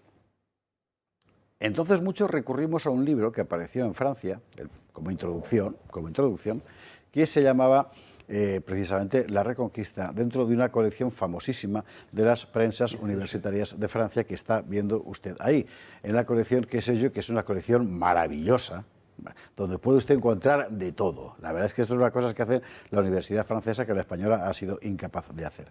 Y la noticia formidable es que el autor, Philippe Conrad, uno de los mejores historiadores militares franceses, por ejemplo, ¿verdad?, ha publicado en español, gracias a los amigos de La Tribuna del País Vasco, el mismo libro revisitado, claro, porque él ha incorporado también cosas, La Reconquista, la historia prohibida de Philippe Conrad, y yo he tenido el honor, porque ha sido un auténtico honor, de prologarlo. Pero yo conocí a Philippe Conrad cuando yo tenía 20 años, o sea, hace tanto tiempo. Usted no había nacido, pero Philippe Conrad sí, claro, y yo también. Bueno, y prologarlo ha sido una... Entonces, además me han dado uno para Pedro y otro para Carlos. Fantástico. ¡Qué delicia! ¿Por qué es tan importante que aparezca este libro? Pues porque precisamente algo que se está viviendo hoy en España, y si lo comparamos con lo que era hace 25 años, le aseguro que es un auténtico fenómeno, es la cantidad de libros parciales o globales sobre este fenómeno. Lo cual no deja de coincidir, y es natural, con el recrudecimiento del discurso oficial. La Reconquista nunca existió. Claro. Bueno, mire, pues para ver que no existió, aquí lo tiene usted, Reconquista, la historia una de las prohibida muchas de Philippe tonterías Conrad. que dijo Ortega, ¿no? ¿Cómo se puede llamar Reconquista a un proceso que dura... ¿Cómo se puede llamar Edad Media a un proceso que dura 1000 años? Claro, o sea, es que al final estamos hablando sionismo, de desde claro, Alfonso la II del vuelta Casto, de los judíos. Bueno, quizás no es el mejor ejemplo Alfonso II del Casto, pero usted, Alfonso I el Batallador, no salía a caballo en aquellas cabalgadas formidables que hacía diciendo: estoy haciendo la Reconquista. O sea, no, ya, claro. Tampoco se levantaba Leonardo da Vinci por la mañana, abría la ventana y decía: ¡qué renacentista me siento! ¿Verdad? O sea, no, pues son nombres que ponen los historiadores, pero el proceso, sí, y es muy interesante además, ya que entramos, contarlo. Es decir, el reino godo de Toledo significó que por primera vez en una cosa que hasta entonces solo era una pura división territorial administrativa del Imperio Romano, que se llamaba Hispania, España, el reino godo, digo, significa que por primera vez adquiere conciencia de singularidad política. No estamos pensando en términos nacionales modernos, evidentemente, porque estamos en el siglo V, ¿vale? Eso crea un reino, el único reino germánico que sobrevive de todos los que sucedan al Imperio Romano. El único, porque el de los francos se dividió, el de los italianos acabó en tal, el de los ostrogodos, claro, acabó, exacto. Este aguantó hasta que llega crisis internas, una peste formidable que fue la de Narbona, una pandemia y todo arrasado para la invasión musulmana, sobre la que, en fin, hay diferentes teorías, pero no entraré aquí ahora. Y entonces aparece una conciencia muy fundamentalmente en los estratos cultos de la época, que eran esencialmente los eclesiales, de que hay algo que se ha perdido, que es lo que significa en la famosa referencia a la pérdida de España en la crónica mozárabe del año 754, que no hay que leer evidentemente en términos nacionales modernos, claro, porque estamos en el siglo VIII, pero sí en términos de que aparece una conciencia, en ese sentido ya política, de polis, de que hay algo que se ha acabado. Y eso que se ha acabado era una España definida fundamentalmente como algo como la cristiandad. Y por tanto una conciencia de derrota existencial frente a otra cosa que es enteramente ajena, que es ese orden musulmán instalado en... Pero yo creo que hay una cosa que lo hace muchísimo más importante para nosotros, para el ser de España, es que si efectivamente la reconquista supone hasta cierto punto en la conciencia de los reyes, por ejemplo, cuando se recupera el ceremonial gótico... Eso viene después, que esa es la... pero que ya da idea de que es consciente, de que no es una cosa... ¡Uy! Se nos ha ocurrido una historia. Mira, sigue. Pero yo creo que más todavía que eso, más que es que éramos algo, es que éramos una comunidad política, el Reino de Toledo, que estamos recuperando, es que fue ese avanzar frente al Islam, claro, descarado, consciente, lo que nos ha hecho como somos. Que es la tesis de Sánchez Albornoz. Ajá, y claro, que se continuó claro. Fácilmente en América. O sea, porque fue el mismo año, 1492, se acaba la reconquista y empieza... Sigue el mismo impulso, es verdad. Este asunto de la recuperación de lo gótico es muy importante porque desde mi punto de vista, y ahora te doy la palabra, Pedro, es seguramente cuando se puede hablar ya de todo esto como algo consciente. Y es lo que dice la crónica asturiana, desde Alfonso III, cuando Alfonso II restaura el orden gótico en palacio, que dice textualmente, que quiere decir, a partir de ahora el reino de Godo de Toledo soy yo en Oviedo. ¿Y por qué? Porque me da la gana, como en el titular que estamos poniendo. Pero es fundamental, claro, es fundamental porque es un acto de voluntad política puro. Es lo que hicieron, ¿no? Se parece muchísimo a lo que hicieron los sasánidas, que habían tenido el imperio parto en medio, que dijeron, no, nosotros recuperamos lo de los aqueménidas. Ya ahí buscaron una conexión y tal, porque es una apropiación consciente de un pasado y ese es, ¿no? Muy bien traído, porque esa apropiación consciente además es la que sienten todos y cada uno de los colonos que a partir de aquel momento, porque esto es una operación fundamentalmente popular, empiezan a asaltar asaltar montes para coger tierras en el norte de Castilla, porque piensan que eso les pertenece. Y eso nos hace. Porque eso un día fue de la cruz, y andando, o sea, no deja de ser... Porque un día fue de la cruz, pero ahora lo estamos recuperando desde abajo, es decir, desde Muñadona y Lobato, unos tíos que se ponen a arar y dicen, esto es mío. Lobato es el Levato, de Madrid. De acuerdo, Levato. Y esto es mío, ¿vale? Porque yo lo he dejado. Y encima, como estoy frente al moro, a mí me tienen que dar una serie de libertades, yo tengo que poder decidir, no sé qué, y eso crea el carácter de España. Absolutamente. Bien. ¿Y la mala leche nacional? Os he dicho, sí. ¿Y cómo se van a crear los municipios, por ejemplo, en las Américas y cosas así? Bueno, claro, es que desde tan temprano como el año 824 aparece el primer municipio español, que para años era en la montaña de Palencia, un sitio precioso, y todo el repertorio foral de leyes propias, Pedro no va a hablar hoy. No, si lo que estabais contando era interesantísimo y tú, José Javier, que eres experto en el asunto de la Reconquista, pues lo estás delimitando muy bien. O sea, España proviene de esa época, de la supervivencia frente al Islam y demás. A ver, cuando cae parte de las interpretaciones que se hace por los negacionistas de la Reconquista, está muy bien el subtítulo, la historia prohibida, la Reconquista, es que claro, es que los godos estaban condenados porque eran un pueblo podrido, que eran incapaces de crear. ¿Cuál es la prueba? Pues que caen fácilmente, entre comillas, ante los musulmanes, que vienen aquí, reparten 2 tortas, sobornan a 4 y se quedan con toda la península. Pero vamos a ver, el Islam es una marea que surge en el siglo anterior, en el siglo VII, de Arabia y que se lleva también por delante a los persas y a los bizantinos. En todo el norte de África. Es muy interesante esa cuestión. Yo te voy a contar tu historia, pongo los ejemplos, es decir, el proceso de conversión por el poder de buena parte de la élite hispana, godo, romana, da igual, hay abundantísimos ejemplos, porque el Islam en el siglo VIII no tiene nada que ver... ¿Es una idea fuerza? Sí, es una idea política fundamentalmente, no tiene nada que ver con la estructura religiosa que vamos a conocer después, a lo largo del siglo IX, cuando empiezan las grandes escuelas de jurisprudencia, los salaf, los malikitas.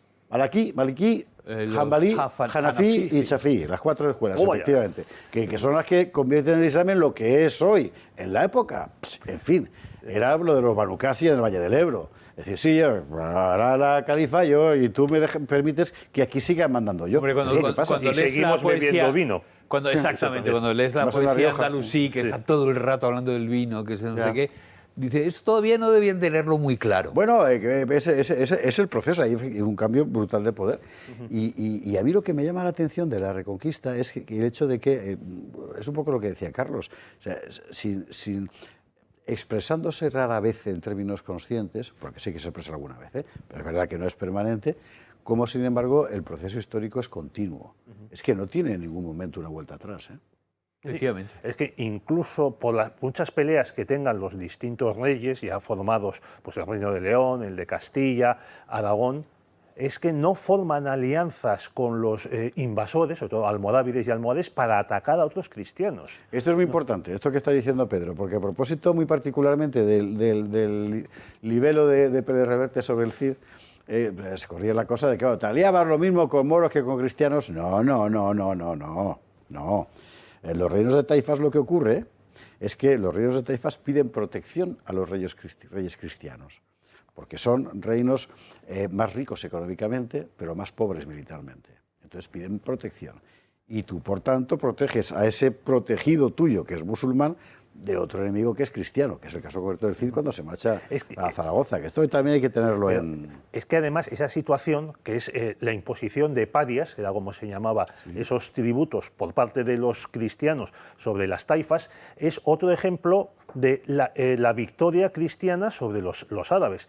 Cuando ya por fin queda la presencia musulmana reducida al Emirato de Granada, también sometido a parias por parte de los reyes de Castilla, hay una sensación a finales del siglo XIII y demás de decir, bueno, la Reconquista en cierto modo se ha acabado porque están sometidos, porque reconocen la primacía de los reinos cristianos, en este caso del de Castilla, sobre ellos. Ahora bien, como es un territorio tan difícil de conquistar por su orografía y por su concentración de población, hombre, vamos a dejar que la cosa siga ahí, mientras tanto nos siguen dando oro, impedimos que les lleguen refuerzos. Era muy conveniente. Y nosotros seguimos a tortas, porque el siglo XIV...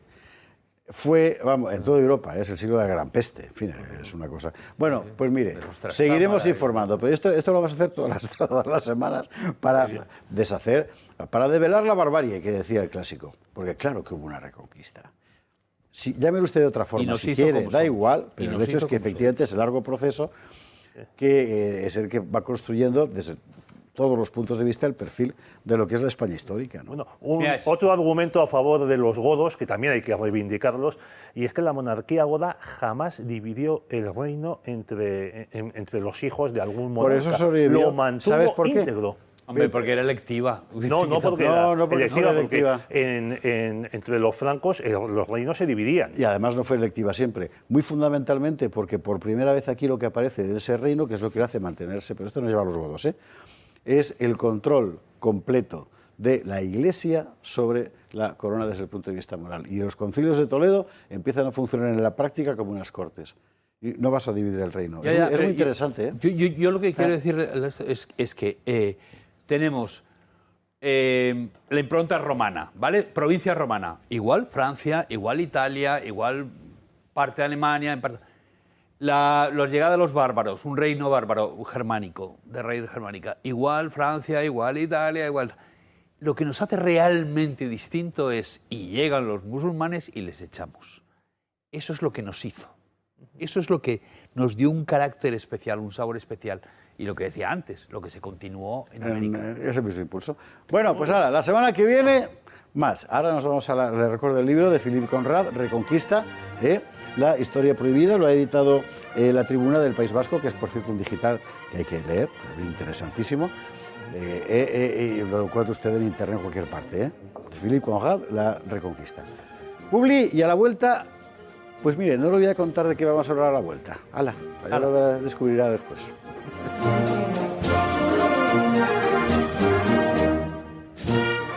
Recta final del Gato al Agua, Gato de viernes, Gato de Úsares, y ya sabe usted, nuestro maestro, compadre amigo Augusto Ferrer de Arambau, la madrina paz que se supera.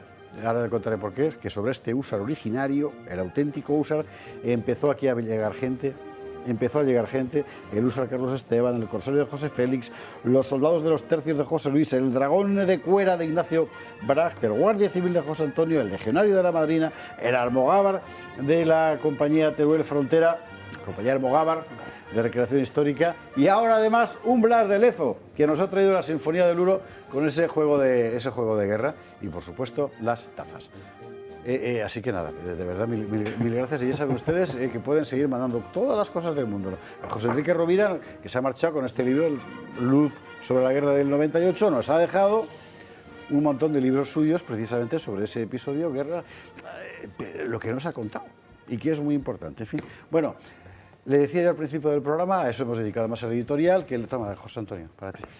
No para ti, pero que vuelvan. El gran tema político de la semana ha sido sin ninguna duda la polémica de los menas, donde, como suele ocurrir en el debate político, no solo en España, digamos que se desenfoca para conducirlo hacia aquellos aspectos más polémicos, más vistosos, que permiten al desorden establecido simultáneamente excitar los ánimos del personal y al mismo tiempo neutralizarlos, porque como te alejas del foco real, ¿el foco real cuál es? El problema de la inmigración en general. Sobre la cuestión de los menas, nosotros queremos denunciar aquí de forma muy singular la mentira acerca de las cifras y de quiénes son y de dónde vienen, y además el bobo sentimentalismo del discurso oficial, porque es extremadamente artificial. Sobre la artificialidad, yo creo que no hay mejor ejemplo que ese que hizo un tuitero, no sé cómo se llamarán ahora, ¿verdad? Superponiendo el discurso de la portavoz del PSOE y una conocida presentadora de televisión española. Y si no lo ve usted, se lo vamos a poner porque esto habría que ponerlo todos los días en la Facultad de Periodismo.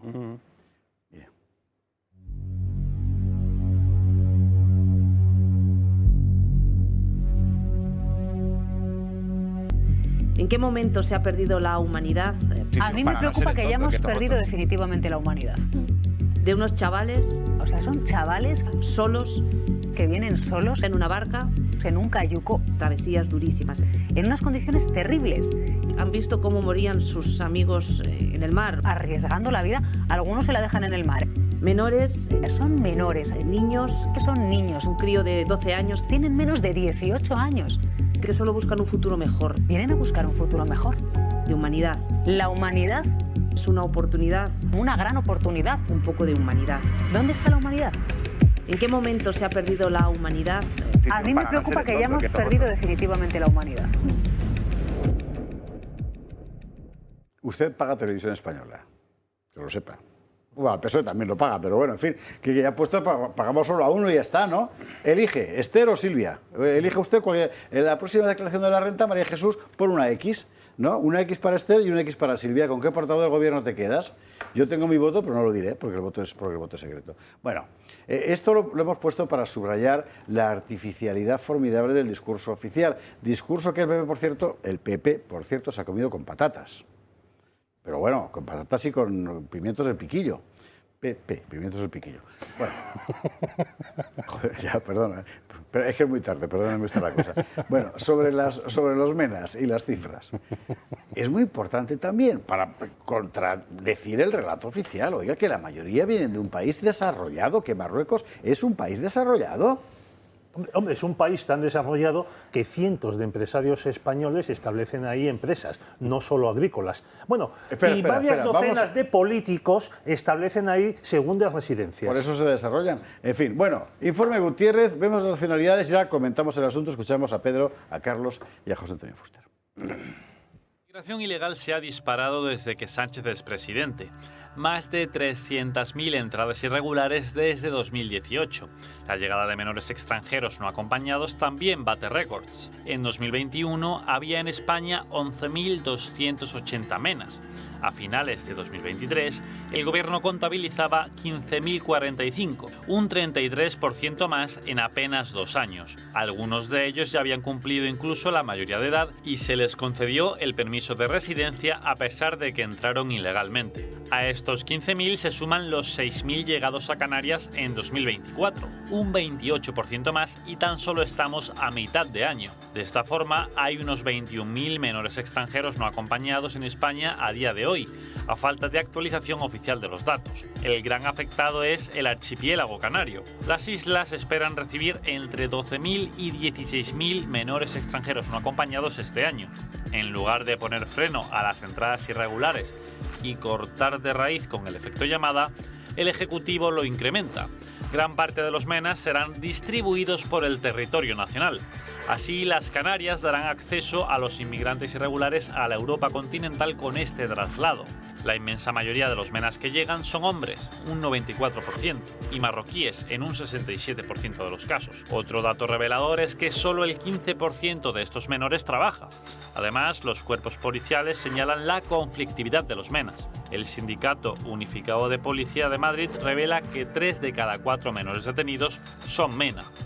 La Guardia Urbana, por su parte, indica que cometen el 80% de los delitos en Barcelona. A pesar de ello, todas las fuerzas políticas, excepto Vox, sostienen que es obligatorio acogerles. La realidad es que España y Marruecos firmaron un acuerdo sobre menores no acompañados en 2007, que insta a ambas naciones a favorecer el retorno de estos a sus familias. El gobierno actúa como si este pacto no existiera. Los datos son claros, la avalancha migratoria de menas va a más y crecerá exponencialmente si se les da acceso al continente europeo con su llegada a Canarias. En fin, dentro de la castiza gilipollas nacional, ahora está el argumento de que, hombre, Nico Williams y el Emil Llaman no son menas. Son niños con su familia bien organizada y bien estructurada, ¿verdad? Pero por Dios, dejad de tomarnos por imbéciles, ¿no? Ostras, nos lo hacemos más que nada porque haya paz social, pero todo tiene un límite. Bueno, señores. Bueno, están cambiando, después del partido del otro día de esta semana, en que la selección española eliminó a la de Francia, pues parece que ha habido una consigna de sacar en todos los medios de comunicación, mencionar en todas las tertulias el caso de estos dos chicos. Pero bueno, editorial del Español, la España de Lamine Yamal y Nico Williams y la oportunidad que merecen los menas de Canarias. Pedro J, leche. Te vas a Alicante y se lo cuentas a la familia de la niña violada. ¿O de verdad? O sea, ¿nos vamos a poder así? ¿Puestos a hacer el imbécil todos o qué? A mí es que me saca de quicio. Tengo entendido que España, corregirme, metió 2 goles. Y uno lo metió mal. No, quiero decir que es que el otro ha quedado completamente como si no existiera. ¿Quién, Olmo? No, pero que es un equipo de 11 personas. Pero que yo me lo acabas de decir, yo no tenía ni puñetera idea. También juega y también para. Pero bueno, que yo sepa, que no vayáis por ahí, pero de todas maneras hay una cosa. Pero hay una cosa que nadie dice. El argumento que se está cambiando ahora es que ya no nos dicen, o al menos durante estas semanas hasta que acabe la Eurocopa, ya no nos dicen es que los necesitamos para que nos paguen las pensiones. Ahora nos dicen necesitamos menas para que metan goles para la selección española. Es que son argumentos para idiotas. Pues sí, progresivamente. Bueno, pero José Antonio Fuster iba a hacer un comentario serio. Un comentario muy serio, que Lamine Yamal es hijo de una ecuatoguineana. Con lo cual, estamos dentro de Iberosfera, así que no vengan con tonterías. También es verdad. Es interesante. A ver, vamos a la cuestión seria. La cuestión seria es que España es una nación débil.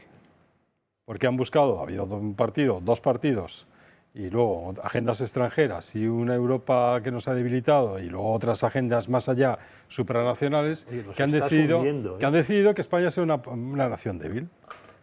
Cuando un menor tiene que estar con su familia. Eso es lo que dice la Convención de Derechos del Niño. Un menor tiene que estar con su familia. Y en el caso de que no tenga familia, deberá ser el Estado del que es nacional el que tenga que ocuparse de que ese niño crezca de acuerdo a su identidad y a su cultura. Eso es lo que dice la Convención de Derechos del Niño. Vamos a dejarnos de chorradas. Exactamente eso. Pero alguien ha decidido que tenemos que soportar una invasión, como muy bien dicho en el vídeo, en su inmensa mayoría de menores marroquíes, por cierto, ninis. Varones. 94% de varones. Ninis, en su inmensa mayoría. Gente que no, está clarísimo que sus familias dicen, mira, chaval, búscate la vida en España, que ahí te van a dar no sé qué, te metes a hacer escuela de delincuencia, o lo que quieras hacer, y a lo mejor en el futuro, además incluso tú puedes ser nuestro niño ancla, que va a ser el que va a conseguir la nacionalidad española por arraigo y el que va a hacer que el resto de la familia podamos ir a España a vivir. O sea, todo es una ventaja para esa familia que está hasta de narices del nini y lo larga en un viaje peligrosísimo, en algunos por supuesto mueren, y que provoca un efecto llamada feroz. Porque le dicen, claro, una familia que tenga un niño nini por ahí, dicen, oye, ¿este niño qué hacemos? ¿Le largamos a España? Mira, le van a dar una supuesta educación, le van a dar una paga, le van a dar una sanidad mucho mejor que la que tiene sanidad, sí, pero la educación, sabemos todos que en Marruecos es una educación que llega hasta los 15 años. No te preocupes que en España vas a tener todas las posibilidades de estudiar durante el resto de tu vida si te aplicas tal. Y si no te aplicas, no pasa nada, porque vas a seguir teniendo paga tras paga tras paga. Y encima, luego puedes llamar a tu UMA y a tu familia y llevártelas a España. Y eso es una nación débil. El menor tiene derechos. Y los derechos, sus derechos, los únicos derechos que hay que respetar y que hay que proteger, son los que tienen que estar con su familia o con el Estado del que es nacional. La inmensa mayoría de esos niños son marroquíes. Y Marruecos, un país que este año, tiene un presupuesto de defensa de 11.400 millones de dólares, que es una cantidad bastante importante con respecto a su Producto Interior Bruto, pero que solamente está a 5.000 millones de nosotros, pobrecitos menos, ¿verdad? Tiene toda la capacidad del mundo para tutelar, educar y conseguir que esos niños se integren a la sociedad marroquí. Y Marruecos se ríe de nosotros, permanentemente. Ahora mismo sabemos que hay 70.000 tipos en las costas de Marruecos esperando para dar el salto a Canarias. Lógicamente eso está consentido por Marruecos. Y lo que nosotros decimos es, paremos esta invasión, paremos el efecto llamada, parémoslo de una santa vez. Porque si no, nos vamos a convertir en esa Francia que hemos hablado del 20% musulmana, o peor, en esa Suecia que ya no se reconoce y que tiene a Malmö como la ciudad más peligrosa de Europa, nos vamos a convertir la segunda ciudad de Suecia. La segunda ciudad de Suecia es la ciudad más peligrosa de Europa, y a unos niveles comparables a los de Bagdad. Y esto ha sido por una inmigración ilegal, descontrolada y aparte, por supuesto, incompatible. Porque estos menas, yo los he visto, lo que pasa es que, antes decía, si ya con esto acabo para dejaros, ¿cómo se llama esta tía? Silvia Inchaurrondo o Esther sí. Peña tienen el mismo argumentario. Uno le da argumentario y otro se lo traga enterito. Vale. Y tú has dicho después, ya, pero el Partido Popular además se está tragando también toda esta. Es que a mí la primera persona que nos llamó inhumanos a la cara, a los de Vox, no fueron estas dos. Fue Isabel Díaz Ayuso, en la Asamblea de Madrid, diciéndome que éramos unos inhumanos porque eran unos menores, unos niños a los que debíamos y teníamos la responsabilidad de protegerlos y tutelarlos. No Nuestra responsabilidad es con los españoles. Y esos niños, la responsabilidad que tendríamos es que devolverlos inmediatamente al consulado marroquí, a la embajada marroquí o a la frontera. Y si no, ponerlos en custodia de la Cruz Roja en Suiza. Me da exactamente igual, o en las Islas Chafarinas. Me da igual hasta que se localice a su familia y se les devuelva. Eso es exactamente lo que haría un país serio, una nación completamente que sepa defenderse, no que sea una nación fuerte. Pero no somos una nación débil. Y me callo. ¿Sabes cuál es el problema? ¿Sabes lo que lo hace desesperante y hace que a uno le apetezca dejar de hablar de él? Es lo que sucede con cualquier debate cuando tú sabes que la persona con la que estás debatiendo miente. Es decir, si te presentan unos argumentos la otra persona y tú sabes que esos argumentos no son aquellos en los que cree, dices, ¿para qué me voy a molestar en desmontarlos o en contradecirlos si sé que no son sus verdaderos argumentos? Vamos a ver. Sabemos perfectamente que no es una cuestión de humanidad. Si fuera una cuestión de humanidad es, oye, vamos a poner medidas clarísimas para que no haya ningún beneficio en venir a España porque no se les va a acoger y tales cuantos, para que así no se lancen al mar y se ahoguen, que es lo que pensaría cualquiera. Es decir, pensar que tenemos que abrirnos más para que no se ahoguen en el Mediterráneo es completamente idiota, porque evidentemente cuantas más facilidades demos, más les apetecerá venir y más cayucos habrá en el Mediterráneo. Entonces, una mentira. Pero es que 27.000 millones. Por ejemplo, la cuestión de, no, hombre, ¿cómo vas a hacer esto con unos refugiados? Una de las cosas más escandalosas, uno de los datos más escandalosos que dan varios gobiernos, el británico, el alemán, el francés, es la proporción tan brutal de refugiados. Refugiados es un tipo que dice, me tienen que acoger porque yo no puedo estar en mi país. Porque soy del bando perdedor en una guerra, o porque tengo ideas políticas que me condenan, o porque soy homosexual y persiguen a los homosexuales, etc. ¿Vale? Es una persona que podría salir gravemente perjudicado si se mantiene en el país. Bien, pues hay una proporción grandísima de esos refugiados que veranea en el país. Sí, que se vuelve de veraneo. Entonces dices tú, es mentira. Entonces, como es mentira en casi todo, es mentira que los menas en muchos casos sean que siempre dicen niños.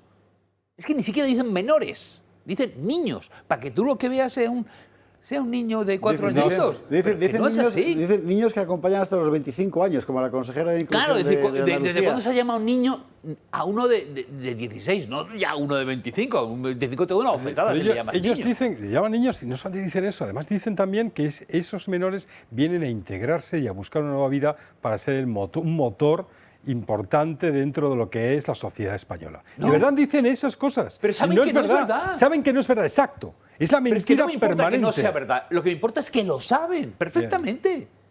Perfectamente. Vale, Carlos, lo saben perfectamente. Yo tengo una periodista amiguísima. La quiero un huevo. Me escribe ayer, Fuster, por Dios, no seas burro, que son menores, niños en algunos casos. Para empezar, ya dice una cosa que está bien, que no suelen decir, que es niños en algunos casos, porque oyéndoles hablar, pero se diría que son todos, pero sabes, ¿vale? Tú, ¿no? Ella, me lo está diciendo sinceramente, la conozco. Ella ha tragado, ha comprado todo el discurso, se lo ha comprado entero, todo el pack, completo. Sí. De verdad, si se encuentra con una banda estos en la acera, no se va a cambiar de acera. No, porque ella no se ha encontrado todavía con ellos. Pero lo sabe perfectamente. Es que es mentira. Mira, hay una cosa que me encanta, ¿vale? Un concepto que me encanta y es preferencia percibida. Mira. ¿Vale? Es decir, tú puedes hacer una encuesta que diga ¿usted qué ve en la televisión? Y muchísima gente, un número desproporcionado, dice los documentales de la 2. Ajá. Pero luego ves tranquilamente la audiencia de los tal y dices, no puede ser. Pues exactamente, eso es preferencia Bueno, Pedro, minuto final. Bueno, yo quiero añadir que este es uno de los grandes negocios que todavía quedan para la casta política que nos gobierna, la casta política y los que viven de ella. El miércoles, Voz Populi publicó la siguiente noticia. El gobierno tramitó de emergencia 24 contratos por valor de 34,7 millones para acoger inmigrantes llegados a Canarias. Claro. Aquí hay mucha pasta que repartir Sí, a través de las ONGs, de los centros de menores, de los Busca la monitores. ONG más favorecida. Sí, ACEM. La, ACEM, CEAR, la católica. sí, eso es. Eso. Cáritas también está ahí metido. Y sobre el dinero, que, bueno, Fuster mencionaba el inmenso presupuesto militar de Marruecos, que se está convirtiendo en una potencia militar. Brutal. en A una África. velocidad pagado con nosotros. Bueno, Pagado por nosotros. pues, oye, vamos a ir a cantidades más pequeñas para que nuestros espectadores se hagan Cuba. ciertas, Es el ciertas caso de ideas. Cuba, que veíamos En octubre de 2020 saltó la noticia de que Mohamed VI, el sultán de Marruecos, se había comprado un pequeño palacete en París por valor de 80 millones ¿Y el de último euros. yate lo has visto? 80 Pero millones de euros. 10 más barato que el barco que tiene atracado en él. Yo lo que quiero es llamar a la sensatez y que usted, que piensa lo mismo que nosotros, no tenga miedo de decirlo. Vamos a ver, un chaval de 16, 17 años no es un menor vulnerable. No, Yo con 17 años no era vulnerable. no. Eras Podría peligroso. ser gilipollas como todo adolescente. No le digo que no, pero vulnerable no. Era peligroso. Eres Más- peligroso. más- Y si no tienes familia, no estás integrado, Claro. estás en una sociedad diferente, eres peligroso. Entonces, pero tú y yo y cualquiera. Conocimos a Varón. los kinkis. Sí, ¿Te acuerdas de los exacto. kinkis? Exacto. Así que, por favor, ¿Y cómo puede ser una amenaza? Pues claro, pues una amenaza porque no hay nada más amenazante que un varón sin familia en una sociedad ajena Y y en sin mujer. cuadrilla, Y en sin cuadrilla. mujer. Lo han sido siempre. Sí. y sin disciplina, pero es que es así. Exacto. En fin. Y que se siente inmune. Porque sí, Que se siente impune completamente. impune e inmune. Impune, No, inmune, todo tiene todo. Y Es no perfecto. va a marcar goles para la selección. Los que marcan goles para la selección son los chavales que se han criado aquí y además sometidos a la disciplina, como estos dos, efectivamente, a los que tanto admiramos. Y Morata. Y Morata y Olmo también. Vea. Eso. Y que sepa usted que si no fuera por usted este programa, y menos con lo que hemos contado hoy, no se podría emitir ni locos. Pero bueno, ya sabe usted, 916162464. De usted depende el éxito de este programa. Y las cuentas, echar una mano si quiere ayudar. Don Pedro Fernández Barbadillo, don Carlos Esteban, don José Antonio Fuster. Recuerde que tenemos reunión del Club de Amigos en Barcelona, que no va a ser una emisión del Gato, que es asamblea de amigos del club, de gente de la TED en Barcelona, que van allí, pues va a ir Julio, irá seguramente Orcajo, Alejo, en fin, todo esto en Barcelona el próximo día. Ahora que pasen buen fin de semana. Aquí partido de la selección. España, Hala, venga, España. fuera. Ya.